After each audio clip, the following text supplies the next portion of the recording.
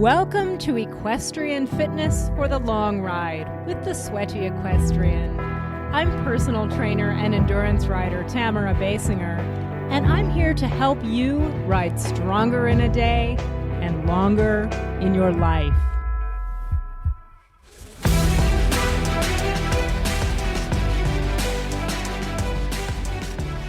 Hello, rider. Welcome to the podcast. Thanks for being here, maybe for listening in for the first time. If that's you, I hope that you will hit subscribe and not miss any episodes in the future, because we are here to solve your problems around rider fitness.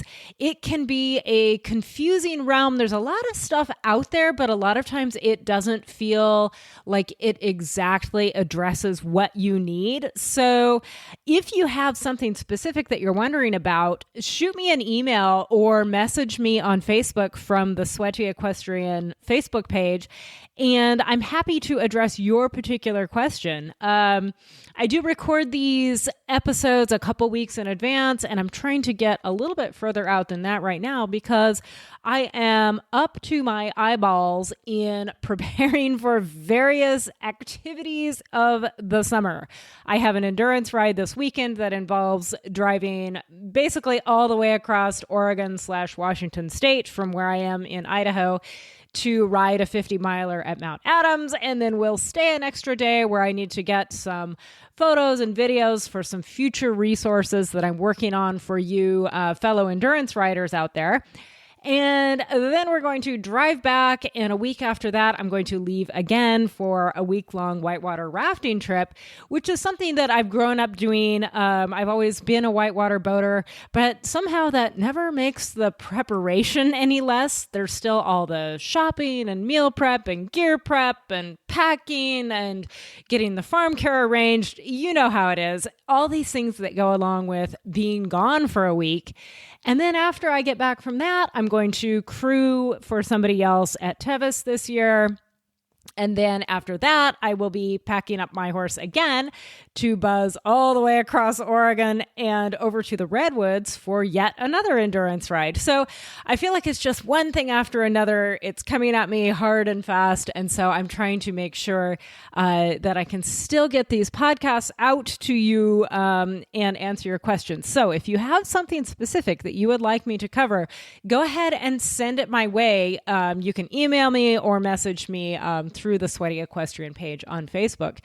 Today, I have one of those questions that a writer who's been following for quite a while sent in, and it's actually a question that I hear fairly often out there on the interwebs. And the question is this: what kind of exercise is best for equestrians? Because there are a variety of options out there, and yet maybe not as many as we might like, maybe not as many as you would find for other types of sports. So we're asking ourselves today, what kind of exercise is the best for equestrians? And the answer, I will tell you right up front, is it depends. It depends. What is your context? And what are your goals? And when I talk about context, what I mean is, where are you in your riding journey? Are you recovering from an injury? Are you interested in losing body fat? Is that your focus right now? Are you more coming from a perspective of health and longevity and being able to keep riding well into your later decades? Or are you wanting to perform very well in your competitive riding sport right now? And maybe it's a combination of those things. You could have more than one of those things going on at a time. So exactly the right kind of exercise for you is going to depend very much on your specific context. It's also going to depend on your specific goals. What are your goals for your riding? For some people, it's maintaining safety and comfort, or regaining safety and comfort if you're dealing with some pain right now or some confidence issues. Maybe you're looking to hone your riding skills and you have realized that it's not just your knowledge and it's not just the horse's knowledge. It's also the horse's physical ability to do what you're asking and your physical ability to ask the horse correctly and then go with the horse so that you can be partners in achieving what you're trying to achieve. Or again, maybe you're trying to be more competitive. And if so, in what discipline? Dressage or reining is going to be about more precise body control for a shorter period, while distance riding is going to involve more cardiovascular efficiency and something that we call strength endurance, or the ability to maintain a strong posture for a very long period of time. So what is the best form of exercise for you? It depends. It depends on how much time also that you can commit to it. And it depends on what you enjoy enough to stick with it consistently. I mean, there are better and worse types of workout programming. There's no question about that. But you could have the best workout program in the world, and if you don't like it and stick with it consistently, then it's not the best one for you. You could have a substandard but decent workout program that you love and you stick with it, then that could very well be the best one for you. Maybe you don't have hours and hours a week to dedicate to a fitness program, but you can realistically commit 90 minutes a week. Then the 90-minute-a-week program is going to be better for you than the 5-hour-a-week program that you don't actually get around to doing, of course. Maybe some of you are familiar with Sally McRae. She is an ultra runner, and something that she says is something is better than nothing, and done is better than perfect. I like that, but I actually tweak it a bit. Because I do think that doing things, maybe not perfect, but very well is important. So I tweak it in my own head. And what I say is something is better than nothing, and done is more important than perfect. So what is the best kind of exercise for equestrians? For you as an equestrian, it depends. It depends on your context, your goals, how much time you can commit, and what you enjoy enough to stick with it consistently. Now, that said, let's go over some of the benefits and the drawbacks of some of the more popular types of exercise for riders, and that will give you some more information to help you choose what is best for you. And then, of course, I'll wrap up with my recommendation that can be adapted for most of us. Let's start with yoga. Yoga is fairly popular among riders because it's good for certain things. It is good for developing balance and mobility, which we know is important for riders. Also, body awareness, knowing where your body is in space and bringing you into your body, which is an important skill for equestrians. It's also potentially very good for mental and emotional health. It tends to be a good way to let go of some anxiety, to relieve some stress. And if you are a person who carries a lot of tension into the saddle, yoga can be helpful for learning to release that kind of on cue. Now, what yoga is not ideal for is building your muscular strength or your cardiovascular fitness beyond a very basic level. If you are very unfit and you start doing yoga, you will get some gains from that, more with muscle than with cardio. But honestly, you're going to top out, especially if you don't become very good at yoga. And most of us don't. Most of us get a lot of benefit from being kind of mediocre at yoga. I'd consider myself mediocre at yoga, and I get some benefit from it. I enjoy it. It's peaceful. It gives me somewhere to go on some balance and mobility work, and that body awareness piece. But it isn't going to build my muscular and cardiovascular fitness beyond a certain level. It's just not made for that, especially for those of us who are not doing yoga at a high level that only a few people are actually good at. It's also not particularly beneficial for fat loss, except insofar as anxiety and lack of sleep are factors in your ability to stay lean. So from that perspective, the stress relief and sleep improvement, yoga can be good for that. But other than that, it's not going to be particularly beneficial if you're looking to lose fat as a goal. Moving on to Pilates. What about Pilates? I like Pilates a lot for riders. It is excellent cross-training to help riders develop that mind-body connection for precise aids, for really understanding where your body is in space and developing the strength in the little muscles around your joints to achieve the nuanced control of those joints in your limbs as you need to have in the saddle. It can also help target some key muscle groups like those in your lumbopelvic hip complex. So all those muscles that connect between your legs and your torso, all happening in your pelvis, which is where you have that direct communication with the horse every time you're in the saddle. You can develop some precise body control and muscle endurance in those areas through Pilates. So I am a fan. But Pilates is not very good for building your cardio. It's not going to help out with the heart health and the respiratory fitness that something more intense is going to do. And I mean intense in a cardiovascularly demanding way.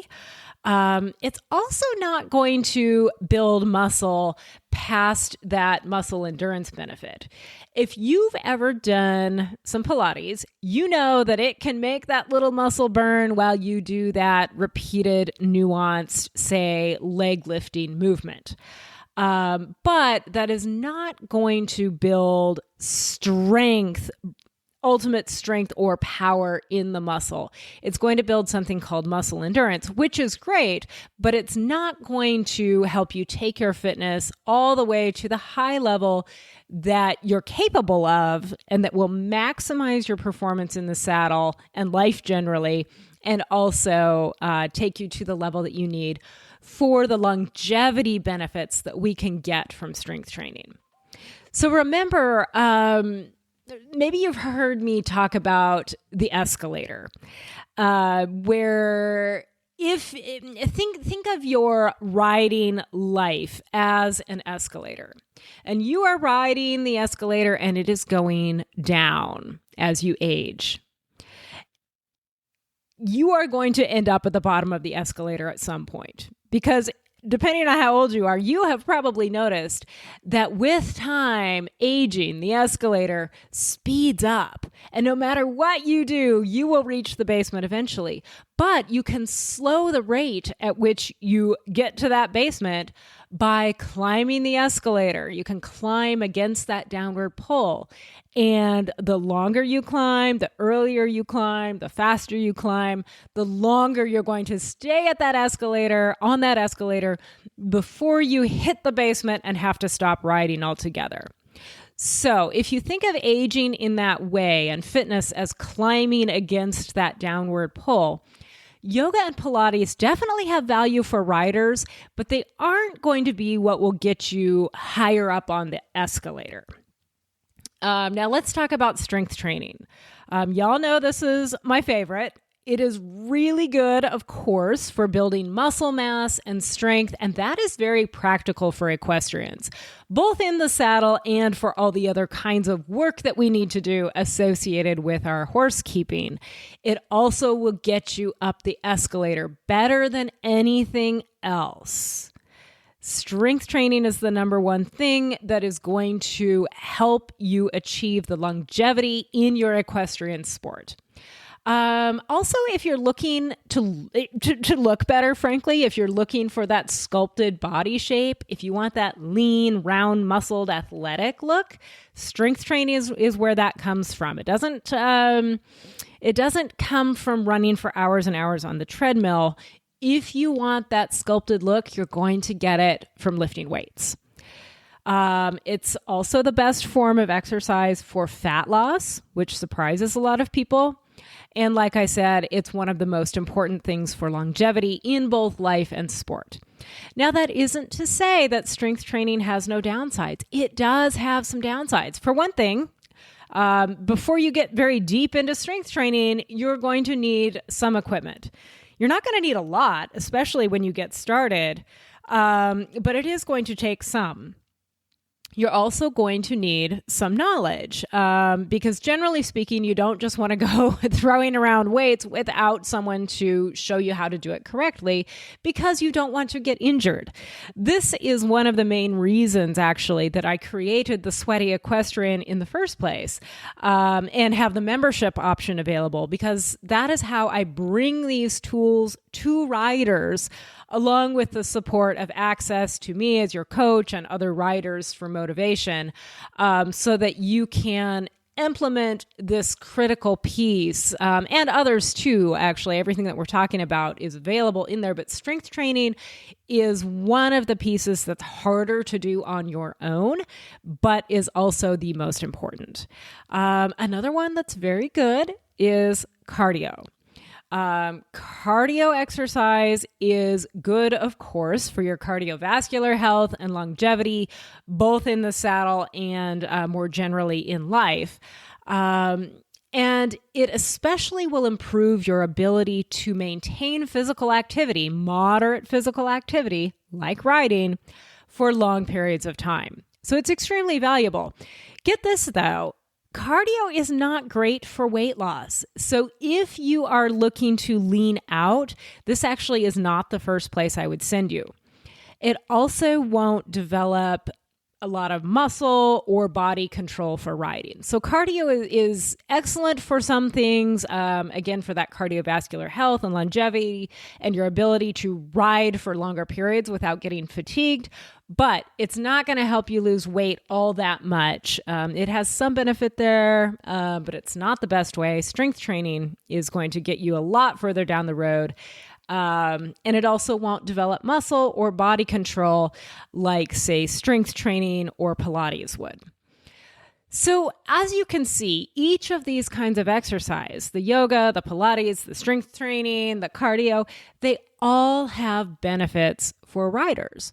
And some are better for balance and that precise body control. Others are better for fat loss and maintaining the lifelong ability to ride and optimizing your performance.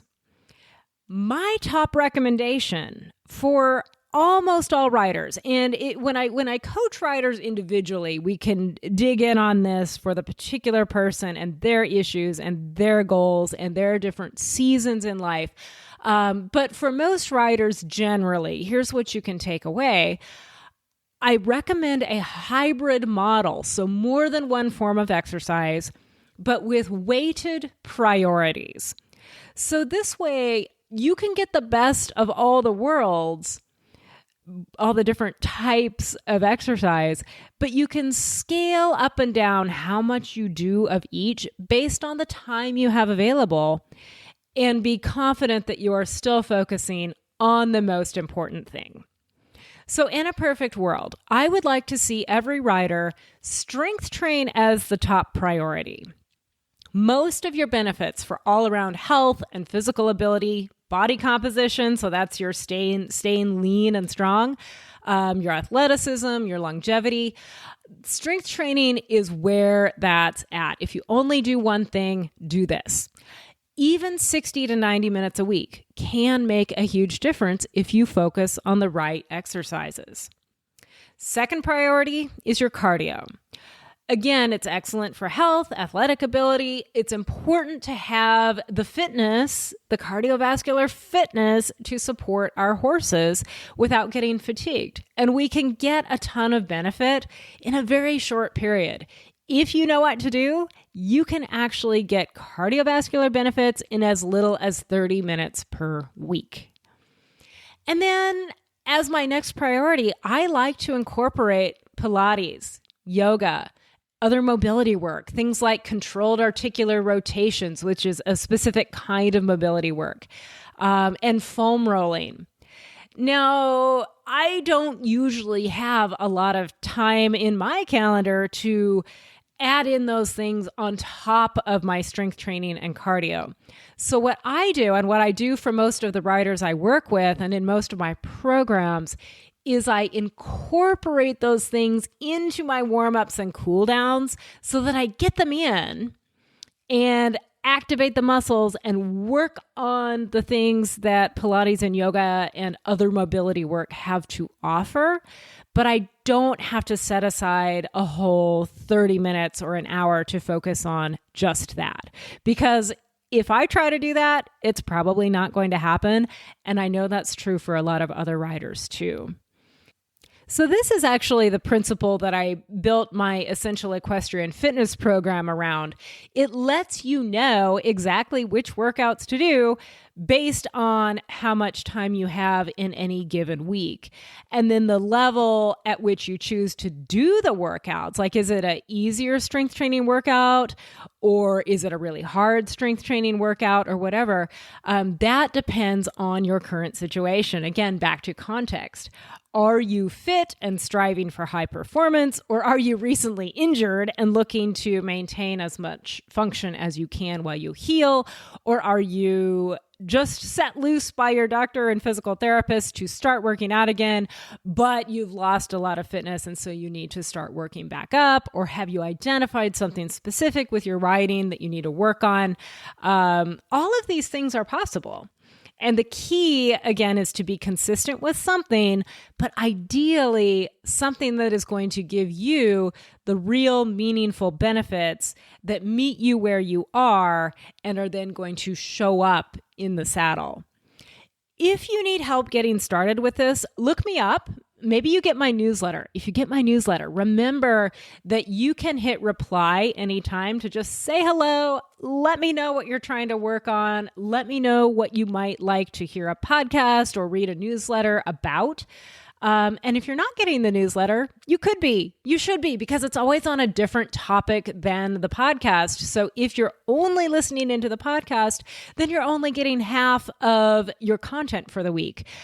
So you can go to thesweatyequestrian.com/newsletter and sign up for the newsletter and then reach out. Let me know how I can help you ride stronger in a day and longer in your life. Want to get more sweaty? Subscribe to my newsletter at thesweatyequestrian.com/newsletter. And remember, you have what it takes to be a full athletic partner for your horse. Saddle up strong.